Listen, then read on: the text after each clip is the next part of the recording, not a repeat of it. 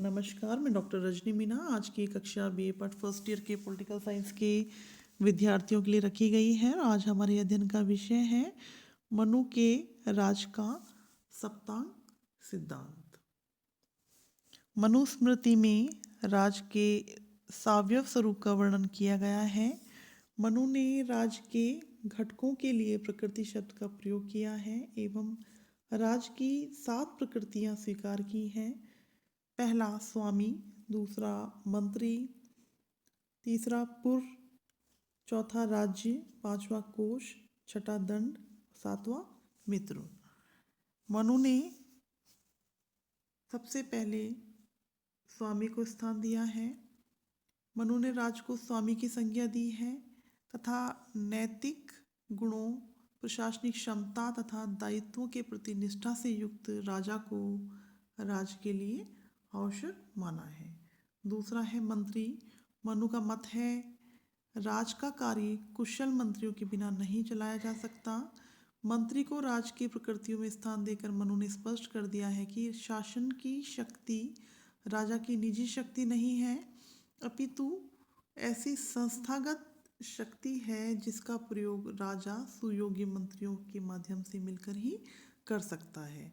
अर्थात शासन की जो शक्ति है उस पर राजा का एकाधिकार नहीं है, वरन राजा सुयोग्य मंत्रियों के माध्यम से इस शासन का संचालन करेगा और यह एक सामूहिक और संस्थागत शक्ति है। तीसरा है पुर। पुर का अर्थ है राज की ऐसी राजधानी से है जो भली भांति सुरक्षित हो। मनु ने पुर में सुरक्षित दुर्ग की आवश्यकता व्यक्त की है। मनु ने दुर्ग की कई श्रेणियां बताई: धनवन दुर्ग, मही दुर्ग, जल दुर्ग, वृक्ष दुर्ग, मनुष्य दुर्ग, गिरि दुर्ग इत्यादि।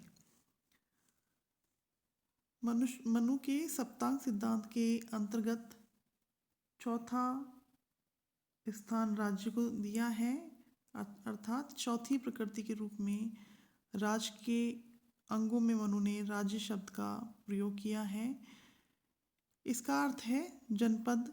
जनपद के अंतर्गत राज्य की सीमाओं के अधीन आने वाली भूमि एवं उसमें निवास करने वाली जनता को सम्मिलित किया है। अर्थात मनुष्य ने जो राज के सप्तांग सिद्धांत के अंतर्गत राज्य शब्द का प्रयोग किया है, जिसका तात्पर्य है जनपद, और जनपद के अंतर्गत मनु ने राज की सीमाओं के अधीन आने वाली भूमि और उसमें निवास करने वाली जनता को सम्मिलित किया है।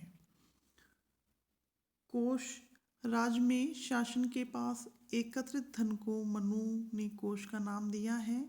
कोश होने पर राजा प्रजा की सुरक्षा एवं प्रजा कल्याण के लिए विभिन्न कार्य करने के दायित्वों की पूर्ति कर सकता है। इसलिए मनु ने कोश को राज के सप्तांग सिद्धांत के अंतर्गत महत्वपूर्ण स्थान दिया है। दंड अर्थात सेना। राज की सुरक्षा के लिए मनु ने सेना को आवश्यक मानते हुए सेना के अनेक अंगों का उल्लेख किया है, यथा हस्ती सेना, रथ सेना, अश्व सेना, जल सेना, पदाति सेना का उल्लेख किया है तथा राजा को परामर्श दिया है कि सेना के सभी अंगों को सुदृढ़ कर राज की रक्षा की समुचित व्यवस्था करे। अगला हम देखते हैं कि सप्तांग सिद्धांत के अंतिम प्रकृति के रूप में मनु ने मित्र को स्थान दिया है। मनु ने मित्र को राज्य के आवश्यक अंग के रूप में स्वीकार करके दो बातों को स्पष्ट किया है, दो बातों की ओर संकेत दिया है, जिसमें से हम पहले रूप में देखते हैं कि राज्य शून्य में नहीं रहता और उसे दूसरे राज्यों से संबंध अनिवार्य रूप से बनाने होते हैं। दूसरा, राज्य को अपने उद्देश्यों की पूर्ति के लिए यह प्रयत्न करना चाहिए कि उसके अन्य राज्यों से संबंध मैत्रीपूर्ण रहे। इस प्रकार मनु ने मित्र को राज्य के सप्तांग सिद्धांत में महत्वपूर्ण स्थान दिया है और राज्य द्वारा शांति की नीति अपनाए जाने की आवश्यकता स्पष्ट की है। राज्य की प्रकृतियों के उपयुक्त विवेचन से यह स्पष्ट है कि सप्तांग सिद्धांत वास्तव में राज्य की प्रकृति को समझने के लिए महत्वपूर्ण आधार है। मनु ने राज्य की संरचना और उसकी गतिविधियों के संचालन के लिए आवश्यक साधनों को ही राज्य के अंगों या प्रकृति का नाम दिया है। मनु द्वारा प्रतिपादित राज्य की प्रकृति के विश्लेषण के लिए राज्य के उद्देश्यों और उसके कार्य क्षेत्रों के बारे में भी हम चर्चा करेंगे। लेकिन हम कह सकते हैं कि राज्य की ये प्रकृतियाँ राजा के एक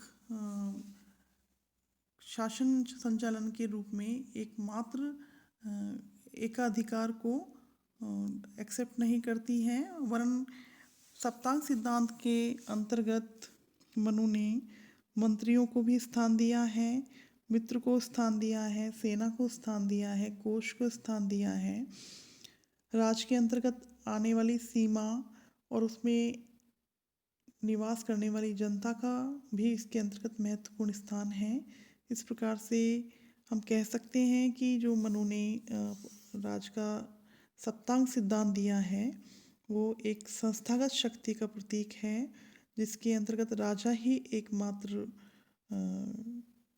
प्रकृति के रूप में नहीं है, वरन बहुत सी प्रकृतियों को मनु ने अपने सप्तांग सिद्धांत के अंतर्गत सम्मिलित किया है। आज की कक्षा यहीं तक। धन्यवाद।